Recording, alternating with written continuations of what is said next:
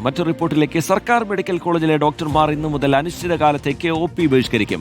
സർക്കാർ നൽകിയ ഉറപ്പുകൾ പാലിക്കാത്തതിനെ തുടർന്നാണ് സമരം ശക്തമാക്കാൻ ഡോക്ടർമാരുടെ സംഘടന തീരുമാനിച്ചത്. ഇന്നു മുതൽ അനിശ്ചിതകാലത്തേക്ക് അധ്യാപന ബഹിഷ്കരണവും ആരംഭിക്കും. പ്രതിഷേധത്തിന്റെ ഭാഗമായി ഇന്ന് എല്ലാ മെഡിക്കൽ കോളേജുകളിലും ധർണ സംഘടിപ്പിക്കും. VS രഞ്ജിത്താണ് വിവരങ്ങളുമായി ചേരുന്നത്. Ranjith, good morning. എന്തായാലും രോഗികൾ ദുരിതത്തിലാകും എന്നതിൽ സംശയമില്ല. ഇപ്പോൾ OP ബഹിഷ്കരണമാണ്, പിന്നീട് ശസ്ത്രക്രിയ അടക്കമുള്ള കാര്യങ്ങൾ മുടങ്ങും എന്ന രീതിയിലാണ് കാര്യങ്ങൾ പോകുന്നത്. എന്തൊക്കെയാണ് വിവരങ്ങൾ? Good morning Ashwathy, Sreejith. കേരളത്തിലെ മെഡിക്കൽ കോളേജുകൾ ഇന്ന് സ്തംഭിക്കും എന്ന് പറയേണ്ടി വരും. കാരണം OP ആണ് മെഡിക്കൽ കോളേജുകൾ പ്രധാനമായിട്ടും നടക്കുന്നത്. ആ OP പൂർണ്ണമായും ഡോക്ടർമാർ ബഹിഷ്കരിക്കാനുള്ള തീരുമാനമാണ്. കഴിഞ്ഞ ഫെബ്രുവരി 2-ാം തീയതി വിവിധ ആവശ്യങ്ങൾ ഉന്നയിച്ചുകൊണ്ട് സർക്കാർ മെഡിക്കൽ കോളേജിലെ ഡോക്ടർമാർ സമരം നടത്തിയിരുന്നു. ആ സമരത്തിൽ ചർച്ച നടത്തി ആ ചർച്ചയിൽ ഉന്നയിക്കപ്പെട്ട പ്രശ്നങ്ങൾ പരിഹരിക്കും എന്ന് ആരോഗ്യവകുപ്പ് ഉറപ്പ് കൊടുത്തിരുന്നതാണ്.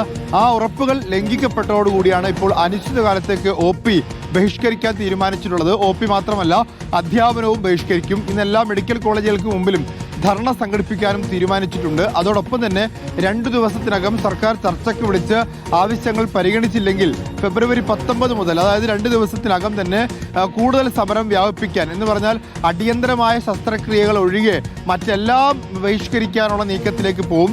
ഇന്നത്തെ സമരത്തിൽ കാഷ്വാലിറ്റി, ലേബർ റൂം, അതുപോലെ തന്നെ അടിയന്തരമായ ശസ്ത്രക്രിയകൾ ഇതെല്ലാം മാറ്റിവെച്ചിട്ടുണ്ട്.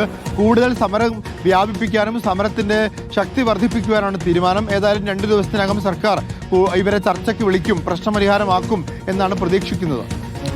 ശരി, VS രഞ്ജിത്ത് വിശദാംശങ്ങൾ പങ്കുവെക്കുകയായിരുന്നു കോഴിക്കോട്ട് നിന്ന്. എന്തായാലും രോഗികളെ സംബന്ധിച്ചിടത്തോളം ബുദ്ധിമുട്ടുണ്ടാകും എന്നുള്ള കാര്യത്തിൽ തർക്കമില്ല. നേരത്തെ തന്നെ പല ആവശ്യങ്ങൾ മുന്നോട്ട് വെച്ചുകൊണ്ട് സർക്കാരിന് മുന്നിലേക്ക് പല ആവശ്യങ്ങൾ സമരക്കാർ മുന്നോട്ട് വെച്ചതാണ്. പിന്നീട് ചില ചർച്ചകളുടെ കൂടിക്കാഴ്ചകളുടെ ഒക്കെ ഭാഗമായി ഒരു അനുനയത്തിലേക്ക് കാര്യങ്ങളെത്തി. പക്ഷേ ഉന്നയിക്കുന്ന ആവശ്യങ്ങൾ ഇപ്പോഴും ബാക്കിയാണ്. അത് പരിഹരിക്കാതെ സമരത്തിൽ നിന്ന് പിന്നോട്ടില്ല, പ്രതിഷേധത്തിൽ നിന്ന് പിന്നോട്ടില്ല എന്ന നിലപാടിലാണ് KGMCT അടക്കമുള്ളത്.